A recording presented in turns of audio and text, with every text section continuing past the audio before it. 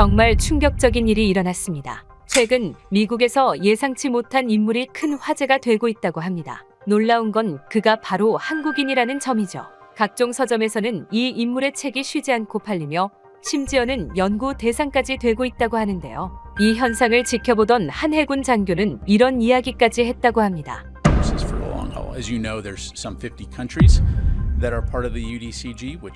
대체 무슨 일이 있었던 걸까요? 안녕하세요. 저는 맥스웰이라고 합니다. 뉴욕타임스의 국제문화부 기자죠. 세계 각국의 문화 현상을 취재하는 일을 하고 있습니다. 물론 한국가만 빼고요. 바로 한국말이죠. 어릴 때부터 저희 집안은 한국에 대한 부정적인 시각이 강했어요. 할아버지는 한국전쟁 참전 용사였는데 식탁에서 자주 한국인들은 자신들의 역사를 과장하고 미화하는 민족이라고 말씀하셨습니다. 아버지도 비슷한 생각이었죠. 사업차 한국에 방문했다가 그들은 항상 자신들의 문화가 최고라고 주장하지만 사실 대부분 중국과 일본에서 베낀 것이라며 불만을 토로했어요. 그러다 보니 저 또한 자연스럽게 한국을 부정적인 시각으로 바라보게 되었습니다. 한국인들을 만나면 괜스레 피하게 되었고 한국인 동료들과는 절대 가까워지지 않았죠. 특히 이런 문화를 취재하는 기자로서 할아버지의 말씀대로 역사를 과장하고 미화하는 민족들과 함께하면 객관성을 잃을 테니까요. 이러한 저에게 최근 벌어지는 일은 꽤나 이상했습니다. 미국 내에서 이순신이라는 한국의 역사적 인물이 갑자기 화제가 된 겁니다. 처음 들었을 때는 한국의 또 다른 K-팝 스타인 줄 알았어요. 그런데 400년도 더 전에 살았던 조선시대 해군 장군이라는 거죠. 편집장으로부터 연락이 왔습니다. 시카고의 반스앤노블 서점에서 특이한 현상이 벌어지고 있으니 취재해보라고 했어요. 서점에 도착했을 때 저는 제 눈을 의심했습니다. 서점 입구에는 아드미럴 이불멸의 전설이라는 제목의 만화책이 전시되어 있었고 12만 부 판매 돌파 문구가 크게 걸려 있었어요. 서점 매니저는 처음에는 소량만 주문했는데 온라인에서 화제가 되면서 불티나게 팔리기 시작했다고 했습니다. 이 책을 주제로 한 독자 모임까지 생겨서 매주 토요일마다 진행하는데 자리가 없을 정도로 인기라고 했어요. 독자 모임에는 한국계 미국인뿐만 아니라 다양한 인종의 사람들이 참석했습니다. 모임이 끝난 후 참석자들과 이야기를 나눴어요. 50대 백인 남성은 넷플릭스에서 명량이라는 영화를 우연히 보게 되었다고 했습니다. 처음에는 그냥 액션 영화인 줄 알았는데 실화라는 걸 알고 충격받았다고 해요. 어떻게 12척의 배로 330척을 상대할 수 있냐며 더 찾아보기 시작했다고 했습니다. 30대 흑인 여성은 유튜브 알고리즘 때문에 알게 되었다고 했어요. 처음에는 이게 판타지인 줄 알았는데 실제 역사라니 믿을 수 없었다며 이순신은 마치 동양의 슈퍼히어로 같다고 말했습니다. 호텔로 돌아와 노트북을 열고 이순신에 대해 검색했어요. 영어로 된 자료들이 상당히 많았습니다. 하지만 대부분의 내용이 너무 과장되어 보였어요. 12척으로 330척을 격파, 50번의 전투에서 무패, 죽음 직전까지 전투를 지휘, 말도 안 되는 이야기였습니다. 다음 날 저는 서점 직원에게 이순신에 관한 책들이 정말 잘 팔리는지 물었습니다. 직원은 최근에는 해군 역사나 전략에 관심 있는 사람들이 많이 찾는다고 했어요. 특히 해군사관학교 학생들이 자주 구매해가는 편이라고 했습니다. 뭔가 이상했어요. 왜 미국 해군사관학교 학생들이 조선의 해군 장군에 관심을 가질까요? 호기심이 생겼습니다. 이순신이라는 인물은 한국인들이 역사를 과대 포장해서 만든 허구적인 영웅일 것이다. 이것이 제 확신이었어요. 하지만 이상하게도 그 확신에 조금씩 균열이 생기기 시작했습니다. 더 깊이 파고들어야겠다고 마음먹었습니다. 다음 행선지는 워싱턴 D.C.의 해군 전략 세미나였어요. 워싱턴 D.C.에 도착한 저는 조지타운 대학교에서 열리는 해군 전략 세미나로 향했습니다. 솔직히 이 세미나가 제 호기심을 완전히 해소해줄 거라는 기대는 크지 않았어요. 아마도 서양 중심적인 해군 전략 이야기가 대부분일 테니까요. 세미나장에 들어서자 예상보다 많은 인원이 자리를 채우고 있었습니다. 군복을 입은 현역 해군 장교들도 여럿 보였어요. 오늘의 강연자는 마이클 브레너 교수였습니다. 그는 하버드에서 해군 역사를 가르치는 저명한 학자였죠. 브레너 교수는 화면에 두 인물의 사진을 띄웠습니다. 한쪽은 익숙한 얼굴이었죠. 영국의 호레이쇼 넬슨 제독이었습니다. 다른 한쪽은 제가 최근 자료에서 봤던 이순신 장군의 초상화였어요. 브레너 교수의 첫마디가 저를 깜짝 놀라게 했습니다. 역사상 가장 위대한 해군 사령관은 누구일까요? 많은 서양 역사가들은 넬슨을 꼽습니다. 하지만 저는 오늘 여러분에게 넬슨보다 더 뛰어난 해군 지휘관이 있었다고 주장하려 합니다. 바로 한국의 이순신 장군입니다. 세미나실에서 웅성거림이 일었어요. 저도 몸을 앞으로 기울였습니다. 이게 무슨 소리지? 서양학자가 서양의 해군 영웅보다 동양의 장군을 더 높이 평가한다고? 브레너 교수는 이어서 설명했습니다. 넬슨은 트라팔가르 해전에서 33척으로 41척을 물리쳤습니다. 물론 놀라운 승리였죠. 하지만 이순신은 명량해전에서 단 12척으로 일본 함대 330척을 상대했습니다. 수적 열세는 1대 10이 아니라 1대 27이었어요. 어떤 해전사에서도 이런 압도적인 열세를 극복한 사례는 찾아볼 수 없습니다. 브레너 교수는 조선의 판옥선과 일본의 전선구조, 명량 해협의 지형과 조류, 이순신의 전술에 대해 상세히 설명했어요. 프로젝터에는 해전 시뮬레이션까지 나왔습니다. 교수는 말을 이어갔습니다. 이순신은 단순히 운이 좋았던 것이 아닙니다. 그는 철저한 사전 준비, 지형 활용, 그리고 뛰어난 리더십으로 불가능한 승리를 만들어냈습니다. 넬슨이 영국 해군의 지원을 받았던 반면 이순신은 자국 정부의 박해까지 견디며 싸웠습니다. 저는 메모를 하면서도 머릿속이 복잡했어요. 이 내용이 과장된 것이 아닐까? 한국인들이 자국 영웅을 미화한 것을 서양학자가 그대로 받아들인 것은 아닐까? 하지만 브레너 교수는 명백한 사료와 객관적인 분석을 제시하고 있었습니다. 이어진 질의응답 시간에 한 해군 장교가 물었습니다. 교수님, 그렇다면 현대해군 전략에 이순신의 전술이 주는 시사점은 무엇입니까? 브레너 교수는 미소를 지으며 대답했어요. 뛰어난 전략은 시대를 초월합니다. 이순신의 지형 활용법, 심리전, 그리고 절대적 열세 상황에서의 리더십은 오늘날에도 귀중한 교훈입니다. 실제로 미 해군 사관학교에서는 최근 이순신의 전투를 케이스 스터디로 추가했습니다. 세미나가 끝나고 사람들이 흩어지는 동안 저는 자리에 앉아 생각에 잠겼습니다. 제 확신이 흔들리고 있었어요. 만약 브레너 교수의 말이 사실이라면? 만약 이순신이 정말 그런 위대한 장군이었다면? 이전에 가졌던 편견이 잘못된 것이었을까요? 호텔로 돌아와 브레너 교수가 언급한 자료들을 확인해 보았습니다. 이순신의 전투 기록, 당시 일본과 조선의 국제 정세, 임진왜란의 전개 과정, 모든 것이 교수의 말과 일치했어요. 저는 침대에 누워 천장을 바라보며 중얼거렸습니다. 설마 이게 다 사실이라고? 그렇게 뉴욕으로 돌아온 저는 이순신에 관한 특집 기사를 쓰기로 결심했습니다. 세미나에서 들은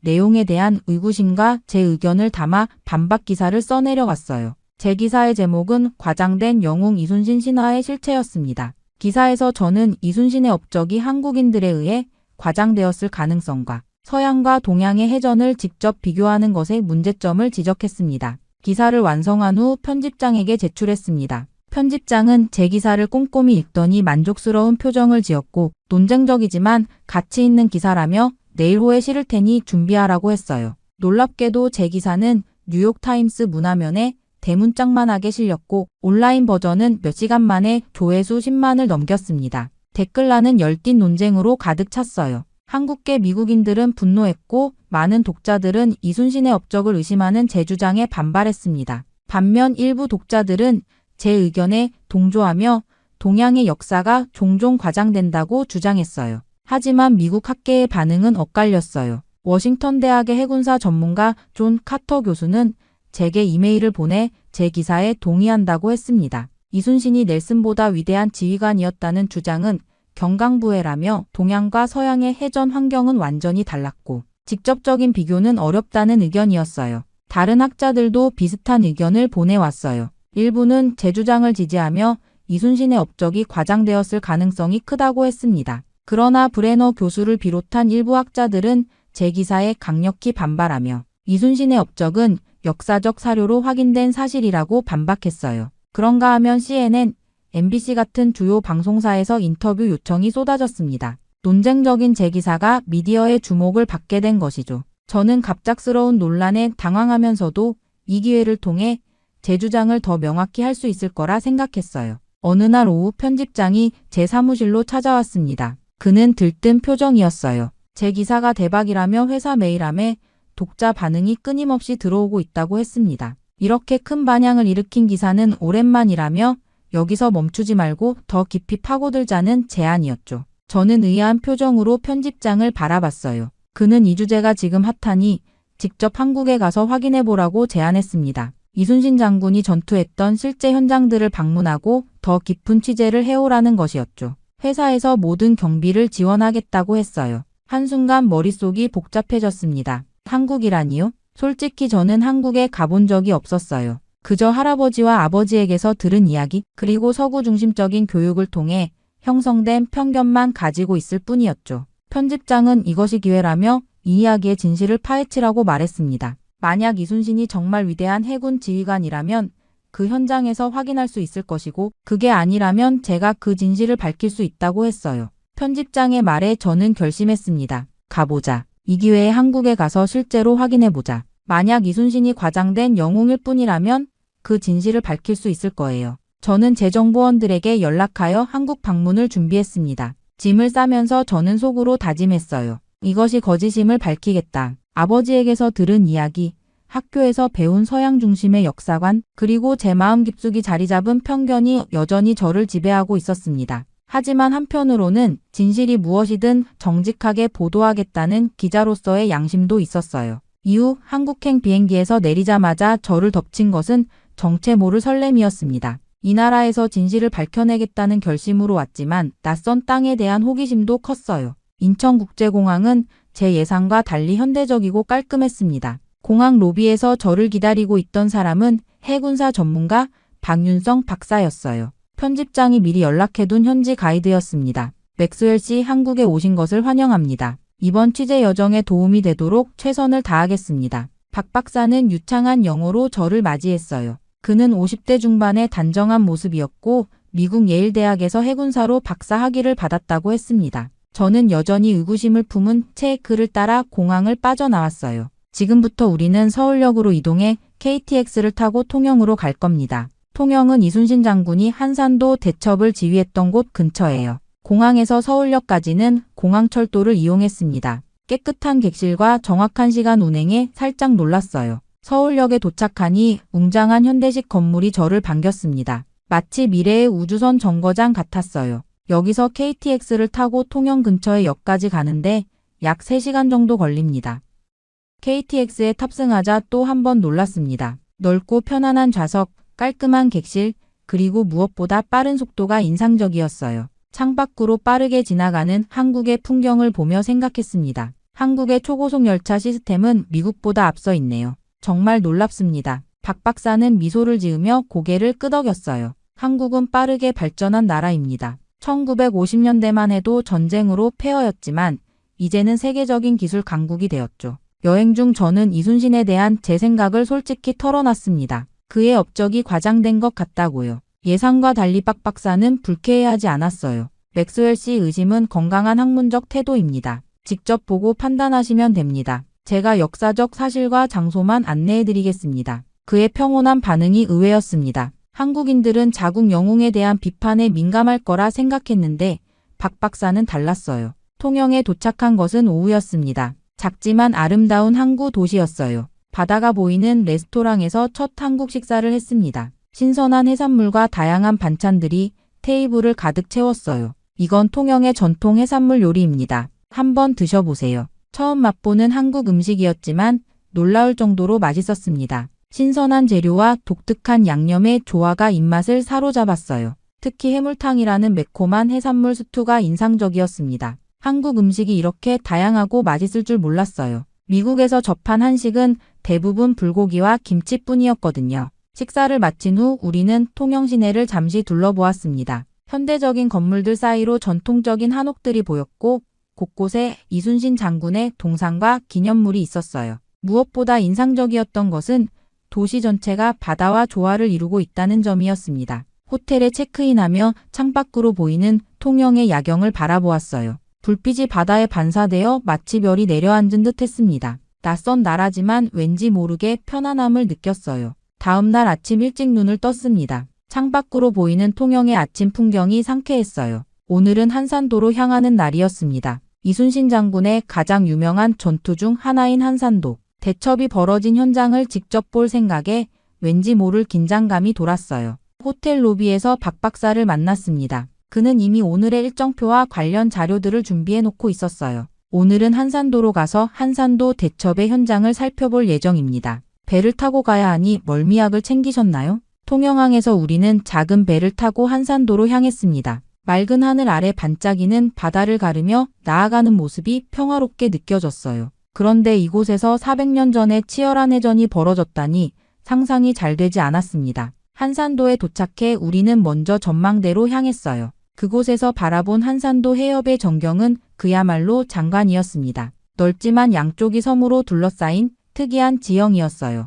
여기가 바로 한산도 대첩이 벌어진 곳입니다. 1592년 8월 이순신 장군은 56척의 조선 수군으로 73척의 일본 함대를 완전히 격파했어요. 박 박사는 이순신이 어떻게 하객진 전술을 활용했는지 설명했습니다. 하객진은 기러기가 날아가는 형상을 본떠 만든 진법으로 중앙에서 적을 유인한 후 양쪽에서 포위하는 전략이었어요. 이순신은 이 좁은 해협의 지형을 완벽하게 활용했습니다. 일본 함대를 유인해 들어오게 한 뒤 양쪽에서 포위해 공격했죠. 또한 이곳의 빠른 조류를 이용해 적의 대형을 흐트러뜨렸고요. 저는 그 설명을 들으며 해협을 자세히 살펴봤습니다. 좁은 입구, 넓은 내, 그리고 빠르게 흐르는 조류. 이 자연적인 요소들을 전술적으로 활용한 이순신의 지략이 놀라웠어요. 넬슨도 트라팔가르 해전에서 지형을 활용했지만 이런 식의 함정 전술은 아니었습니다. 이순신의 하객진은 수적 열세를 극복하기 위한 창의적인 전략이었죠. 박 박사의 설명을 들으며 제 머릿속에 한 가지 의문이 떠올랐습니다. 넬슨은 영국이라는 강대국의 전폭적인 지원을 받았을 텐데 이순신은 어땠나요? 박 박사는 깊은 한숨을 내쉬었습니다. 이순신은 오히려 자국 정부의 박해를 받았습니다. 임진왜란 중에도 그는 모함을 받아 백의종군했고 심지어 고문까지 당했어요. 그럼에도 나라가 위험에 처하자 다시 수군을 이끌었죠. 그 말을 듣는 순간 제 마음에 무언가가 깊이 와닿았습니다. 넬슨은 강대국의 지원을 받았지만 이순신은 조선 내부의 정치적 박해 속에서도 승리를 만들어냈다는 사실이 새롭게 다가왔어요. 우리는 이후 한산도 이충무공 유적지를 방문했습니다. 그곳에는 이순신의 지휘소가 있었던 자리와 전시관이 있었어요. 전시관에는 당시 사용된 무기들과 함선 모형, 그리고 이순신이 남긴 문서들이 전시되어 있었습니다. 특히 이순신이 쓴 난중일기의 복제본을 보며 깊은 인상을 받았어요. 전쟁 중에도 매일일기를 쓴 그의 철저함과 전투 전날의 심경이 담긴 글귀들이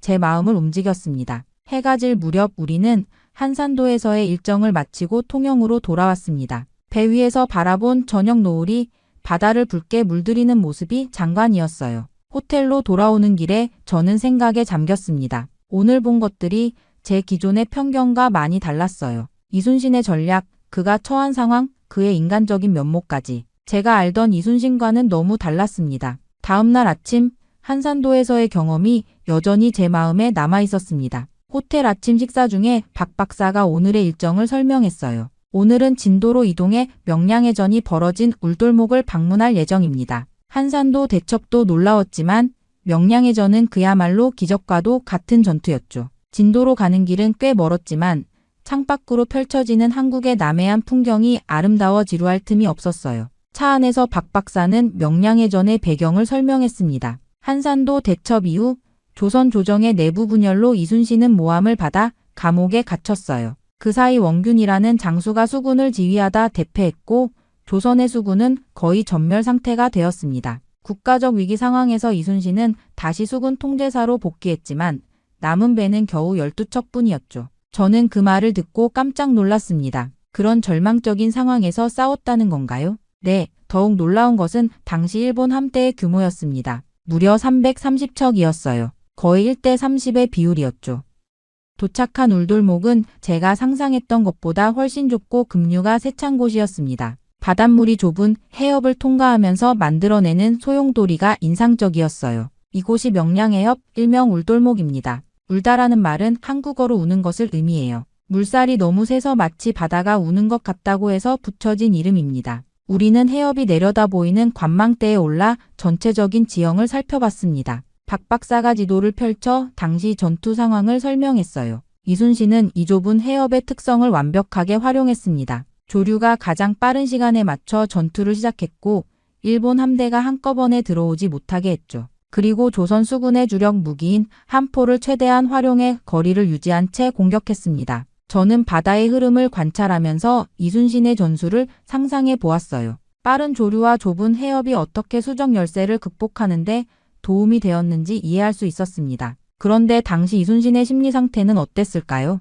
12척으로 330척을 상대한다는 건 무모한 도전 아니었나요? 박 박사는 미소를 지으며 이순신의 유명한 말을 인용했습니다. 명량해전 전에 이순신은 왕에게 이런 보고를 올렸습니다. 지금 신에게는 아직 12척의 배가 있어옵니다. 절망적인 상황에서도 포기하지 않고 나라를 지키려 했던 그의 결연한 의지가 담긴 말이죠. 그 말을 듣는 순간 제 가슴에 뭔가가 울렸습니다. 단순한 군사적 천재를 넘어 이순신의 리더십과 애국심이 느껴졌어요. 또한 이순신은 전투 직전 부하들에게 필사즉생, 필생즉사라는 말을 했습니다. 죽기로 마음먹으면 살 것이고 살고자 하면 죽을 것이다 라는 뜻이죠. 그리고 자신이 탄배를 선두에 두고 직접 지휘했습니다. 울돌목의 기념관에서 명량해전을 재현한 영상을 보며 저는 이순신이 어떤 사람이었는지 더 깊이 이해하게 되었어요. 그는 단순한 전쟁 영웅이 아니었습니다. 절망적인 상황에서도 희망을 잃지 않고 부하들에게 용기를 불어넣으며 자신의 목숨을 걸고 앞장섰던 진정한 리더였습니다. 그렇게 한국에서의 마지막 일정으로 우리는 아산에 위치한 현충사와 충무공 이순신 기념관을 방문했습니다. 울돌목의 경험 이후 저는 이순신의 인간적인 면모에 더 관심을 갖게 되었어요. 그가 어떤 사람이었는지, 어떤 삶을 살았는지 알고 싶었습니다. 현충사는 조용하고 엄숙한 분위기였어요. 이곳은 국가가 이순신을 기리기 위해 세운 사당으로 많은 한국인들이 찾아와 존경을 표하고 있었습니다. 기념관으로 향하는 길에 예상치 못한 광경을 목격했어요. 단체로 방문한 군인들이 있었는데 박 박사의 설명으로는 미국 해군 사관학교 견학단이었습니다. 미국 해군도 이순신을 연구하나요? 저는 놀라움을 감추지 못했어요. 네, 최근에는 전 세계 해군 장교들이 이순신의 전략과 리더십을 연구합니다. 미국, 영국, 프랑스, 러시아, 심지어 일본에서도 해군 장교들이 이곳을 방문해요. 기념관 내부에 들어서니 다양한 국적의 방문객들이 이순신의 전시물을 관람하고 있었습니다. 특히 외국 군인들의 방문이 눈에 띄었어요. 그들은 진지한 표정으로 이순신의 전투 기록과 전략을 살펴보고 있었습니다. 우연히 만난 미국 해군 사관학교의 토마스 클라크 교수와 짧은 인터뷰를 할 기회가 있었어요. 그는 미 해군의 전략 분석 전문가였습니다. 저희 학교에서는 이순신 장군의 리더십과 전략을 정규 교과 과정에 포함시켰습니다. 특히 극한의 상황에서 보여준 그의 결단력과 혁신적인 전술은 현대 군사 교육에서도 최고의 교과서라고 할 수 있죠. 클라크 교수는 이순신의 명량해전 전략이 현대 해군 전술 발전에도 영향을 미쳤다고 설명했어요. 소수의 함대로 우세한 적을 상대하는 비대칭 전략이 특히 중요하게 연구된다고 했습니다. 호텔로 돌아와 저는 지금까지 수집한 자료와 경험을 토대로 새로운 기사를 작성했어요. 제목은 이순신 전 세계가 주목하는 군사적 천재였습니다. 이번 기사에서는 제가 직접 보고 느낀 이순신의 진정한 위대함을 담아내려 했어요. 한국에 오기 전에 제 회의적인 태도가 얼마나 잘못되었는지 솔직하게 인정했습니다. 기사를 편집장에게 보내자 즉각적인 응답이 왔어요. 편집장은 제 기사를 뉴욕타임스 1호판 특집으로 실을 것이라고 했습니다. 몇 시간 후 더 놀라운 소식이 들려왔어요. CNN, BBC, 알자지라 등 세계 주요 언론들이 제 기사를 인용하고 싶다는 요청을 보내왔다는 것이었죠. 박 박사에게 이 소식을 전하자 그는 기뻐하면서도 담담했습니다. 사실 이순신은 오래전부터 군사 전문가들 사이에서는 높이 평가받아 왔어요. 다만 대중적으로 널리 알려지지 않았을 뿐이죠. 이제 맥스웰 씨의 기사 덕분에 서양에서도 이순신에 대한 재조명이 시작될 것 같네요. 다음 날 온라인판 기사의 반응을 확인하고 또 한 번 놀랐습니다. 코멘트 섹션에는 전 세계 독자들의 열띤 반응이 쏟아지고 있었어요. 많은 사람들이 이순신의 업적을 새롭게 알게 되었다며 감사를 표했고 일부 군사 전문가들은 더 깊은 연구의 필요성을 언급했습니다. 특히 서양의 역사학자들 사이에서 이순신에 대한 학술적 관심이 높아지는 것이 느껴졌어요. 몇몇 대학에서는 이순신에 관한 특별 강연 요청이 왔고 군사 관련 학회에서는 이순신의 전략에 관한 세미나 개최 계획이 발표되었습니다. 한국을 떠나기 전날 저는 인천 앞바다가 내려다 보이는 카페에 앉아 생각에 잠겼습니다. 제가 처음 한국에 왔을 때의 의심 많고 편견에 사로잡혔던 모습이 부끄러웠어요. 이제 저는 이순신이라는 인물의 진정한 위대함을 깨달았고 그 사실을 전 세계에 알리는 작은 계기가 되었다는 사실의 보람을 느꼈습니다. 미국으로 돌아오는 비행기 안에서 저는 지난 2주간의 여정을 돌아보았습니다. 인천공항을 떠나기 전 박 박사와 나눈 마지막 대화가 계속 머릿속에 맴돌았어요. 맥스웰 씨 처음 만났을 때 이순신에 대해 회의적이었던 모습과 지금의 모습이 참 다르네요. 그의 말에 저는 솔직히 대답했습니다. 제 평생 가졌던 편견이 완전히 무너졌어요. 할아버지와 아버지에게서 들었던 이야기들이 얼마나 잘못되었는지 깨달았습니다. 뉴욕에 도착하자마자 편집장이 저를 불렀습니다. 제 기사가 엄청난 반향을 일으키고 있다는 소식이었어요. 편집장은 이순신에 대한 심층기획 시리즈를 준비하자고 제안했습니다. 맥스웰, 자네 기사는 우리 신문 역사상 가장 많은 호응을 받은 기사 중 하나가 되었어. 이걸 더 발전시켜서 이순신의 리더십과 전략, 그리고 인간적인 면모를 다룬 시리즈를 만들자고. 저는 즉시 작업에 착수했어요. 한국에서 수집한 방대한 자료와 경험을 토대로 8부작 심층기획 시리즈를 기획했습니다. 첫 번째 기사가 발행된 날 뉴욕타임스 사옥 앞에는 독자들의 긴 줄이 늘어섰어요. 온라인 구독자 수도 기록적으로 늘어났습니다. 더욱 놀라운 일은 그 다음에 일어났어요. 저에게 다큐멘터리 제작 제안이 들어온 것입니다. PBS와 디스커버리 채널에서 이순신의 생애와 업적을 다룬 다큐멘터리를 제작하고 싶다며 저를 자문으로 초빙했습니다. 이순신의 이야기는 단순한 역사가 아닌 인류 보편적 가치를 담은 서사입니다. 우리는 이 프로젝트를 통해 동서양의 경계를 넘는 위대한 지도자의 모습을 보여주고 싶습니다. 프로듀서의 말에 공감하며 저는 다큐멘터리 작업에 적극 참여했어요. 6개월의 제작 기간 동안 다시 한국을 방문하기도 했고 해군 전문가들과의 인터뷰도 진행했습니다. 완성된 다큐멘터리 불멸의 제독 이순신은 미국 프라임타임에 방영되었고 이후 전 세계 40개국 이상에서 번역되어 상영되었어요. 다큐멘터리가 방영된 후 놀라운 변화들이 일어났습니다. 뉴욕의 해군 박물관에서는 이순신 특별전이 열렸고 하버드 대학교에서는 이순신의 리더십을 주제로 한 국제학술대회가 개최되었어요. 영국 그리니치 해양박물관에서도 이순신과 넬슨을 비교하는 전시회가 열렸습니다. 한 해가 지난 후 저는 이순신 시리즈의 마지막 기사를 작성했습니다. 제목은 이순신 세계가 기억해야 할 영웅이었어요. 기사의 마지막 문장에 제 모든 생각과 감정을 담았습니다. 이순신의 용기, 헌신, 전략은 단순히 한국가의 자랑이 아니라 전 세계인이 기억해야 할 인류의 유산이다. 그의 이야기는 우리에게 불가능해 보이는 상황에서도 포기하지 않는 의지와 조국과 민족을 위한 무조건적인 사랑이 얼마나 위대한 힘을 발휘할 수 있는지 보여준다.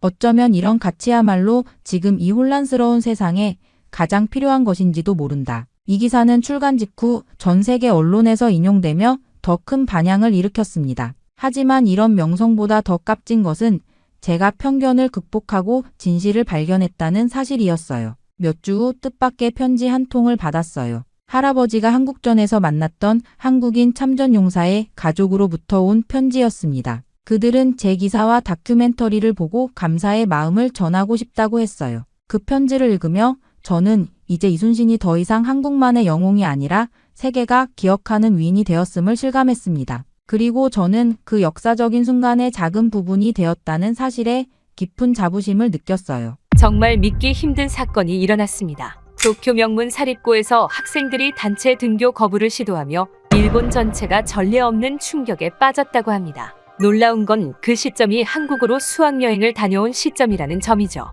이후 이어진 담임교사의 폭탄 발언 또한 일본 국민들을 충격에 빠뜨렸다고 하는데요. 대체 무슨 일이 있었던 걸까요?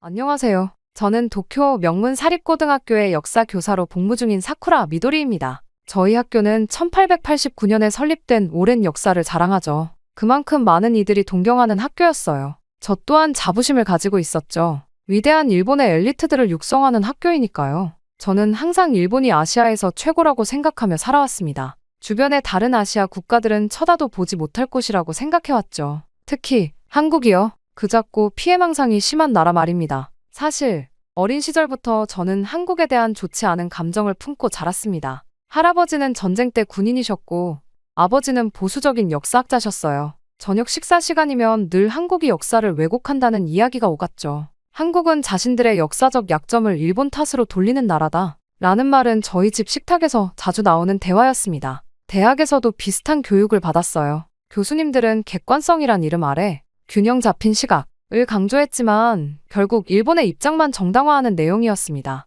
졸업 후 역사 교사가 되었을 때도 저는 그렇게 학생들을 가르쳤어요. 한국은 감정적으로 일본을 비난하는 나라라고요. 그렇기에 당연히 저 또한 그렇게 생각을 해왔죠. 하지만 교사로 7년째 일하면서 점점 의문이 들기 시작했습니다. 단순히 감정의 기초에 한국을 비판하는 것은 역사 교사로서 부끄러운 일이라는 생각이 들었거든요. 더 깊이 연구해 정확한 사실로 한국의 주장을 제대로 논리적으로 반박하고 싶었죠. 그래서 저는 도서관에 가기 시작했습니다. 처음에는 일본 정부가 검증한 자료들만 찾았어요. 하지만 점차 독립적인 연구자들의 논문과 외국 역사학자들의 저서로 범위를 넓혀갔습니다. 영어로 된 자료도 찾아 읽었죠. 하지만 그럴수록 저는 혼란스러워졌습니다. 일제강점기에 관한 자료들은 제가 배운 것과 전혀 달랐어요. 미국 역사학자들의 연구에는 일본의 교과서에 누락된 내용이 많았습니다. 심지어 일본 자체 기록에도 제가 몰랐던 사실들이 있었죠. 지금도 그날이 선명히 기억이 납니다. 한 영국 학자의 논문을 읽던 날이 말이죠. 그 논문은 일본군이 직접 작성한 문서들을 분석했는데 그 내용이 충격적이었어요. 일본 교과서는 왜 이런 내용을 다루지 않는 걸까요? 궁금증이 점점 커졌습니다. 어느 날 수업 중에 한 학생이 위안부 문제에 대해 질문했어요. 저는 순간 망설였습니다. 표준 교과서대로 정치적으로 과장된 문제라고 답할까? 아니면 제가 발견한 새로운 자료들을 언급할까 고민했죠. 결국 저는 이 문제는 좀 더 복잡해. 다양한 역사적 증거를 살펴볼 필요가 있어. 라고 말했습니다. 하지만 그 말 한마디가 제 인생을 바꿨어요. 수업 후 교감 선생님이 저를 불러 국익을 해치는 애매한 발언을 했다며 경고했습니다. 학부모로부터 항의 전화가 왔다고 했죠. 교사로서 확립된 역사관을 흔들면 안 된다. 는 말도 들었어요. 그날 밤 저는 오랜 시간 생각했습니다. 교사로서 제 역할은 무엇인가요? 국가가 원하는 내용만 가르치는 것이 옳은 일일까요? 그렇다면 제가 발견한 사실들은요? 학생들에게 진실을 알려주지 않는 것은 교육자로서 직무유기가 아닐까요? 밤새 고민했지만 쉽게 답을 찾지 못했습니다. 아침이 되자 피곤함과 함께 결심이 들었어요. 이제 저는 더 깊이 파고들어야 했습니다. 진실이 무엇인지 정확히 알아야 했죠. 그렇게 저는 더 많은 자료를 찾기 시작했습니다. 한국어를 공부해 원문 자료도 읽기 시작했어요. 영어권 역사학자들의 논문은 물론 중립국의 역사가들이 쓴 책들도 찾아 읽었죠. 때로는 기밀 해제된 미국 자료들도 살펴보았습니다. 제가 알던 역사는 점점 무너져 내렸어요. 우리가 학생들에게 가르치는 내용과 실제 역사적 사실 사이에는 큰 간극이 있었습니다. 특히 일제강점기 동안 한국인들이 겪은 일들은 일본 교과서에서 거의 찾아볼 수 없었죠. 하지만 운명은 때때로 예상치 못한 방향으로 흐르는 법이죠. 제 인생에 큰 전환점이 찾아왔습니다. 학교에서 갑작스러운 결정이 내려진 거예요. 봄이 시작될 무렵 학교 내부 갈등으로 인해 이번 연도 수학여행은 각 담임 교사가 자유롭게 목적지를 선택할 수 있게 되었습니다. 대부분의 교사들이 오키나와나 홋카이도를 고려할 때 저는 고민 없이 한국을 선택했어요. 이건 학생들에게 진실을 보여줄 절호의 기회였죠. 교무실에서 제 발표에 동료 교사들은 놀란 표정이었고 교감 선생님은 위험성을 언급했지만 제 마음은 정해져 있었습니다. 다음 날 3학년 2반 교실에서 수학여행지로 한국을 발표하자 학생들은 즉각 반발했어요. 야마모토는 책상을 치며 화를 냈고 스즈키는 말도 안 돼요 라고 소리쳤습니다. 미야자키를 비롯한 여러 학생들이 왜 하필 한국이냐? 일본을 싫어하는 나라에 왜 가야 하냐? 고 불만을 터뜨렸죠. 저는 한국이 가까운 이웃나라이며 역사를 다양한 시각에서 보는 것의 중요성을 설명했지만 학생들의 불만은 수그러들지 않았습니다. 그날 저녁 학교에는 항의 전화가 빗발쳤어요. 야마모토의 아버지는 법적 책임을 언급했고 스즈키의 어머니는 울면서 걱정했습니다. 우리 아이를 반일 감정이 심한 나라에 보낼 수 없어요. 한국인들이 폭력적으로 나오면 어떡하죠? 라는 우려가 이어졌죠. 다음 날 교장실로 불려가 항해 메일 뭉치를 마주했습니다. 하지만 준비해간 안전 통계와 교육적 가치 자료로 교장 선생님을 설득했어요. 제가 모든 책임을 지겠습니다. 라는 약속 끝에 학부모 설명회를 조건으로 승인을 받았습니다. 설명회 당일 긴장감 가득한 다목적실에서 저는 한국의 현대적 모습과 일본인 관광객에 대한 친절함을 영상으로 보여주었어요. UN 발표 안전지수, 입시에서의 문화적 다양성 경험 중요성을 강조했고 삼성전자와 현대자동차 본사 방문 계획으로 진로 교육적 가치도 언급했죠. 자녀분들에게 책에서 배울 수 없는 경험을 세상을 넓게 볼 수 있는 눈을 선물하고 싶습니다. 3시간의 토론 끝에 63%의 학부모가 동의해 한국 수학여행이 확정됐습니다. 다음 날 여전히 불만스러운 표정의 학생들 앞에서 저는 칠판에 열린 마음이라고 썼어요. 여러분, 직접 보고 난 후에 판단하세요. 선입견 없이 있는 그대로를 보는 것. 그것이 역사를 배우는 진짜 방법입니다. 이번 여행은 여러분의 인생에서 잊지 못할 경험이 될 거예요. 약속합니다. 그렇게 여행 당일 하네다 공항에 모인 학생들의 표정은 여전히 어두웠습니다. 대부분이 부모님의 걱정 어린 말을 듣고 온 터라 분위기가 무거웠어요. 야마모토는 아예 말도 걸지 말라는 듯 이어폰을 끼고 있었고, 미야자키는 빨리 끝났으면 좋겠다 며 한숨을 쉬었습니다. 비행기 안에서도 학생들은 서로 눈빛만 교환할 뿐 평소와 달리 활기찬 대화는 없었죠. 2시간 남짓한 비행 끝에 인천국제공항에 도착했습니다. 비행기에서 내리는 순간부터 학생들의 표정이 미묘하게 달라지기 시작했어요. 넓고 천장이 높은 터미널을 보며 스즈키가 작게 중얼거렸습니다. 생각보다 크네요. 입국 심사장으로 향하는 길에 스마트 안내 로봇이 일본어로 인사를 건네자 학생들이 잠시 멈춰서서 놀란 표정으로 바라봤어요. 미야자키가 로봇에게 화장실 위치를 물었고, 로봇이 정확한 일본어로 안내하는 모습에 학생들 사이에서 작은 웃음이 터져나왔습니다. 입국 심사대에서는 또 다른 놀라움이 기다리고 있었죠. 자동 입국 시스템이 얼굴 인식으로 신속하게 처리되는 모습에 야마모토가 눈을 크게 떴습니다. 일본보다 빠른데요? 라는 말이 무심결에 나온 것 같았어요. 수화물을 찾고 공항 밖으로 나가는 길에 학생들은 벽에 설치된 대형 디지털 스크린과 무료 와이파이 안내판을 호기심 어린 눈으로 바라봤습니다. 처음으로 활기가 돌기 시작했어요. 공항 로비에서 만난 한국인 가이드 김민수 씨는 유창한 일본어로 우리를 반갑게 맞이해 주었습니다. 여러분, 한국에 오신 것을 환영합니다. 일본 학생들이 많이 방문하시는데 모두 처음에는 걱정이 많으시다가 돌아갈 때는 또 오고 싶다고 하세요. 버스로 이동하며 학생들은 창밖을 쳐다보기 시작했어요. 인천공항에서 서울로 향하는 고속도로는 깨끗하게 정비되어 있었고, 중간중간 지나가는 전기차 충전소와 수소차 충전소를 보며 다카하시가 작게 감탄했습니다. 우리보다 많네. 서울 시내로 들어서자 학생들의 시선이 고층 빌딩들로 향했어요. 강남의 현대적인 건물들과 화려한 네온사인을 바라보며 스즈키가 옆 친구에게 속삭였습니다. 여기가 정말 한국이 맞나? 우리가 배운 것과 너무 달라. 호텔에 도착해 짐을 풀고 첫 저녁 식사를 위해 시내 식당으로 향했습니다. 학생들은 호텔 로비에서부터 스마트폰을 꺼내 와이파이에 연결했어요. 다운로드 속도가 표시되자 야마모토가 놀란 표정으로 외쳤습니다. 이게 진짜야? 도쿄보다 빠른데. 저녁 식사를 마치고 호텔로 돌아오는 길에 시내 야경이 펼쳐졌어요. 한강변의 조명들이 물에 비치는 모습과 남산타워의 화려한 불빛이 밤하늘을 수놓았습니다.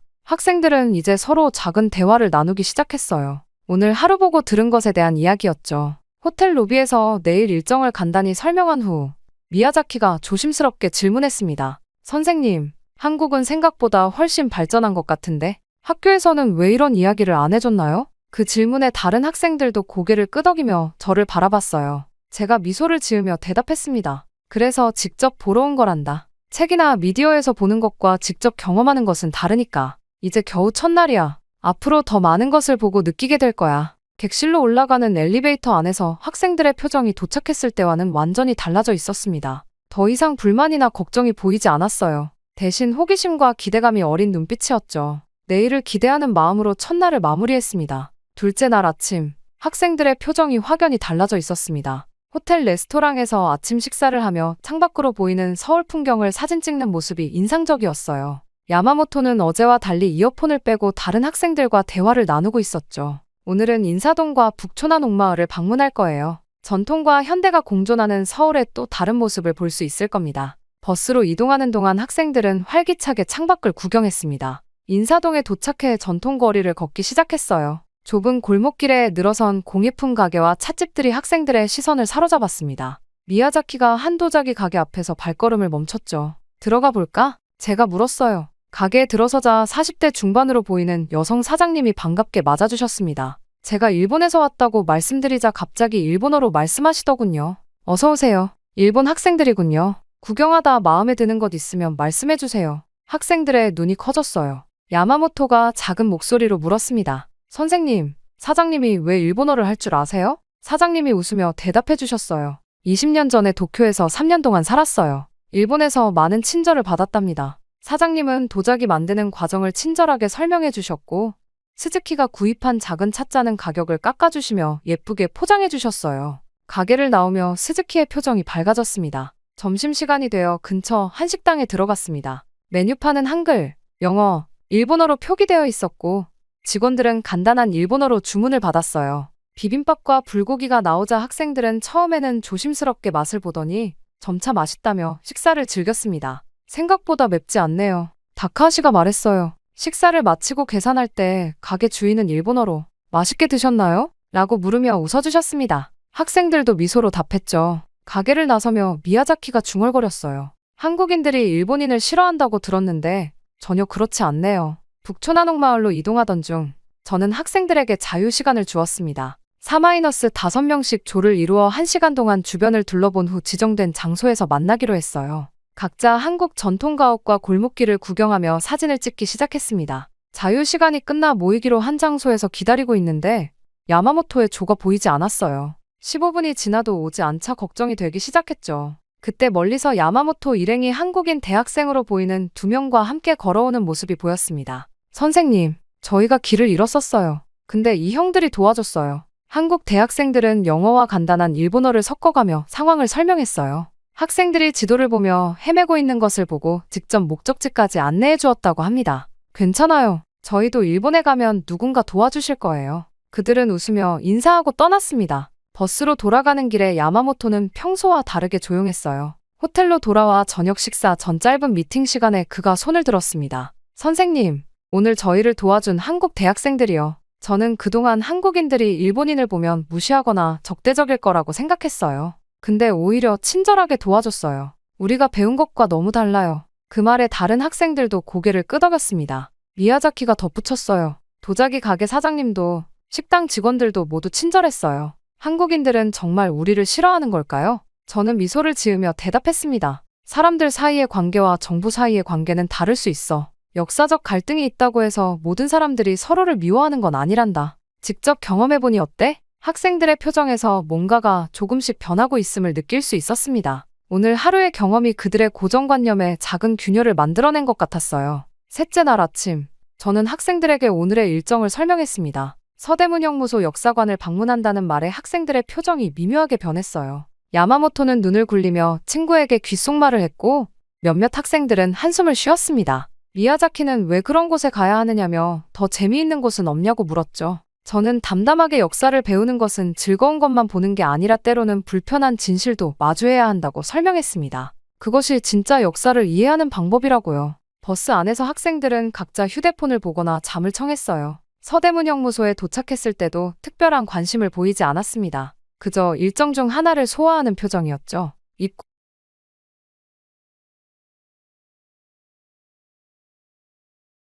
입구에서 만난 한국인 가이드 이지원 씨는 차분한 목소리로 이곳이 1908년 일제가 한국인들, 특히 독립운동가들을 감금하고 고문했던 장소라고 설명했어요. 학생들은 처음에는 무심한 표정으로 따라다니며 건물을 둘러보았습니다.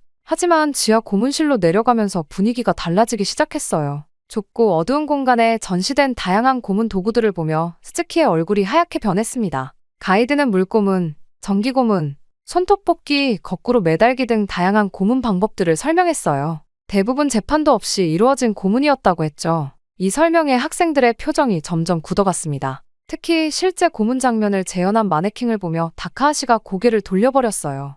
야마모토는 더 이상 귓속말도 하지 않고 조용히 전시물을 응시했습니다. 2층으로 올라가 독방을 보았어요. 좁은 공간에 여러 명을 가두었던 흔적과 벽에 새겨진 메시지들이 학생들의 시선을 사로잡았습니다. 가이드는 벽에 새겨진 글씨가 실제 수감자들이 남긴 것이라고 설명했어요. 조국의 독립을 위해 죽음도 두렵지 않다.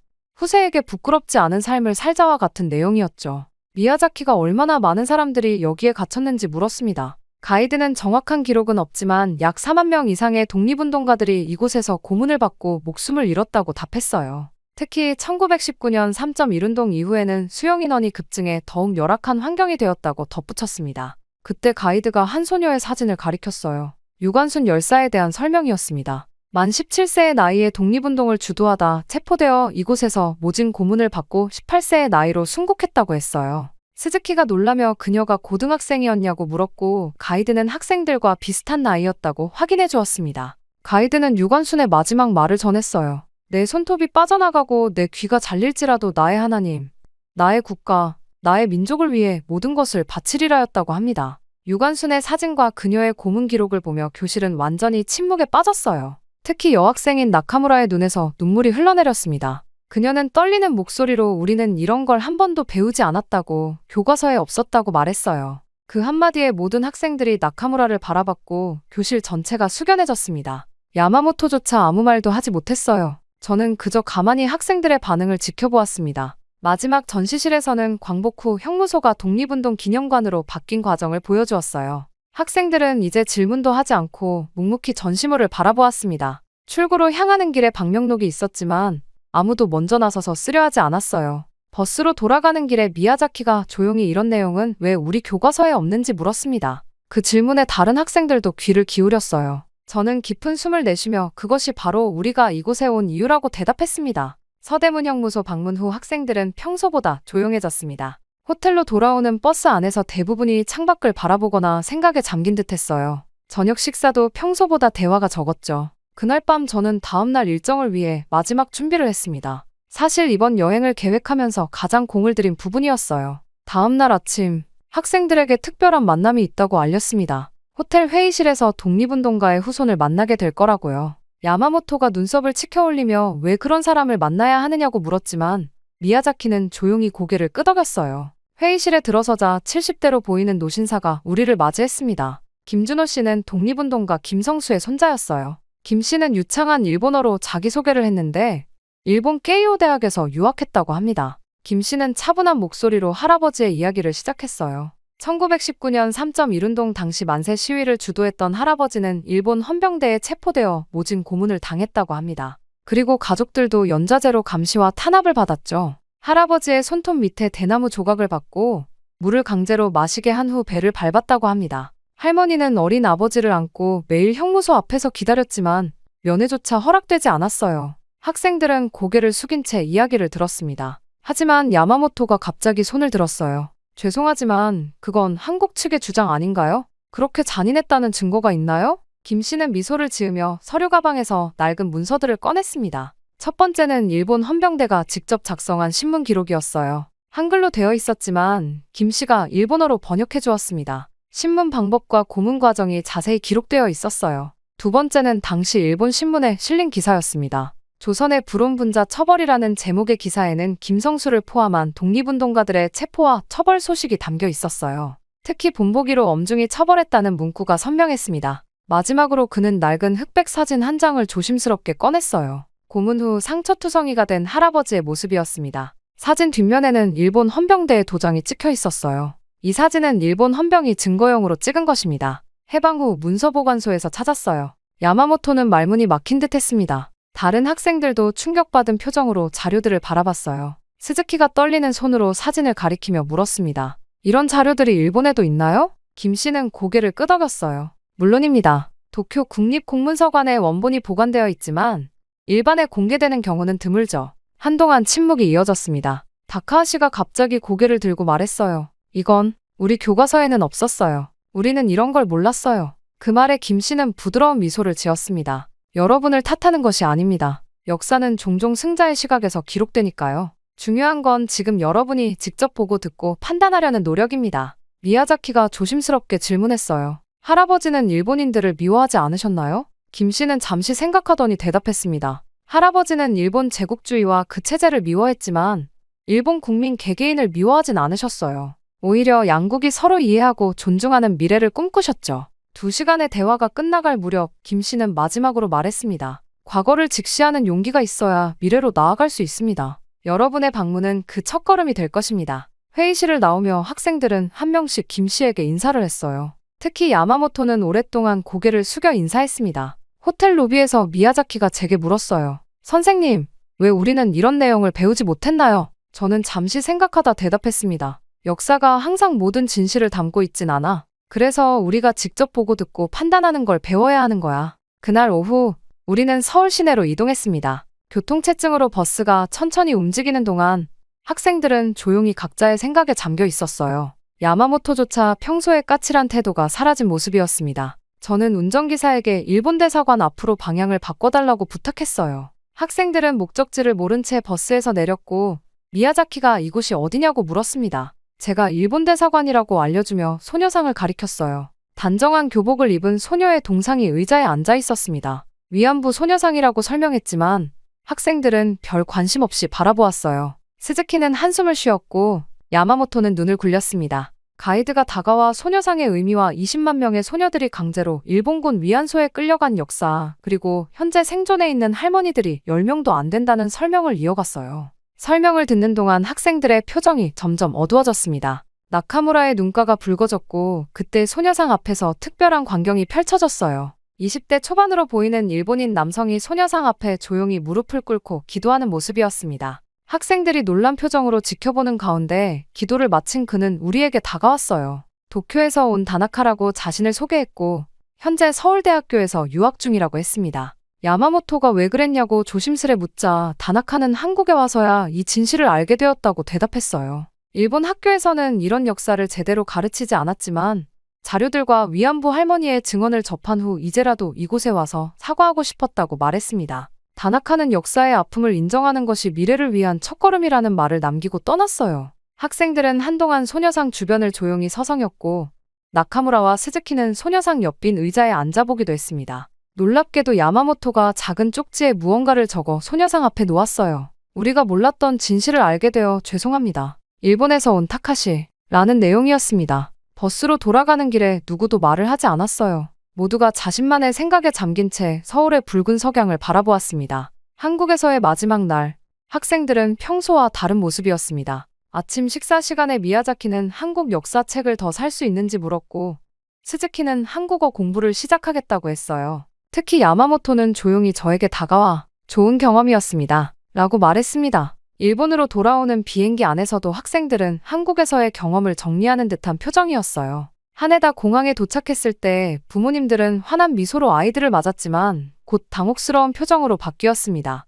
아이들의 눈빛이 떠날 때와 달라져 있었기 때문이었죠. 다음 날부터 소문은 빠르게 퍼졌어요. 미야자키가 아버지와 격렬한 토론을 벌였다는 소식, 스즈키가 가족 식사 자리에서 우리가 배우는 역사가 전부가 아니야 라고 말했다는 이야기가 들려왔습니다. 놀랍게도 야마모토는 학급 단체 채팅방에 한국에서 찍은 사진들과 자신이 정리한 메모를 공유했어요. 일주일 후 교장실로 호출됐습니다. 책상 위에는 항해 편지들이 가득했어요. 학생들에게 반일 감정을 심어줬다. 국익을 해치는 교육을 했다. 는 내용이었습니다. 교장 선생님은 마치 오래된 친구를 떠나보내는 듯한 표정으로 저를 바라봤어요. 징계위원회에서 정근 처분이 결정됐네. 규슈의 작은 학교로. 미안한 애만 내가 막을 수 없었어. 저는 고개를 끄덕였습니다. 예상했던 결과였어요. 짐을 정리하던 날 교실 문이 열렸습니다. 미야자키를 선두로 반 학생들 전원이 들어왔어요. 그들의 손에는 작은 공책이 들려 있었습니다. 선생님, 저희가 한국에서 쓴 일기예요. 복사해서 모았어요. 선생님이 저희에게 진실을 보여주셨으니 저희도 선생님께 진실을 보여드리고 싶었어요. 공책을 펼치자 학생들의 솔직한 감정이 담겨 있었습니다. 혼란, 충격, 후회, 그리고 새로운 시작에 대한 다짐까지. 마지막 페이지에는 모두의 서명과 함께 진실은 언제나 하나입니다. 라고 적혀 있었어요. 규슈로 떠나는 날, 역에서 학생들이 기다리고 있었습니다. 기차가 떠나는 순간까지 그들은 손을 흔들었어요. 창문 너머로 그들의 모습이 작아지는 것을 보며 제 마음속에는 오히려 더 강한 결심이 자라났습니다. 진실을 아는 사람이 더 많아져야 해. 이게 끝이 아니야. 시작이지. 새로운 학교에서도 저는 역사를 있는 그대로 가르치기로 했습니다. 학생들의 일기와 한국에서의 사진들은 소중한 교재가 되었어요. 온라인 스터디 그룹도 만들었죠. 때로는 어려움에 부딪히지만 이제 저는 혼자가 아닙니다. 미야자키에게서 메시지가 옵니다. 그는 대학에서 한국사를 전공하기로 결정했다고 해요. 야마모토는 한국어 말하기 대회에 참가한다고 합니다. 작은 변화들이 모여 큰 물결을 만들어가고 있습니다. 일본과 한국 사이의 진정한 다리가 되기 위한 여정은 이제 막 시작되었습니다.